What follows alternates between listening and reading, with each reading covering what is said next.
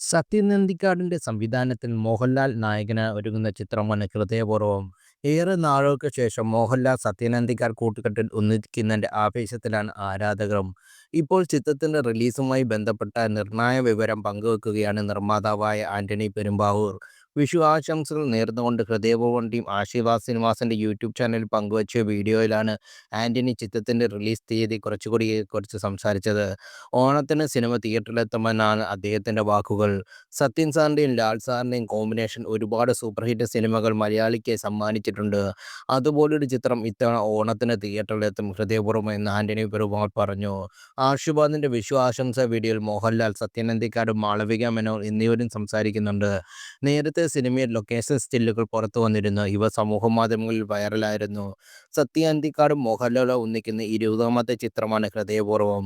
ആശീർവാദ് സിനിമാസും സത്യൻ അന്തിക്കാടും ഒന്നിക്കുന്ന 5ാമത്തെ ചിത്രം കൂടിയാണ് ഇത്. 2015-ൽ പുറത്തിറങ്ങി എന്നും എപ്പോഴും എന്ന ചിത്രത്തിലായിരുന്നു മോഹൻലാൽ സത്യൻ അന്തിക്കാട് കൂട്ടുകെട്ടിൽ ഒടുവിൽ ഒന്നിച്ചത്.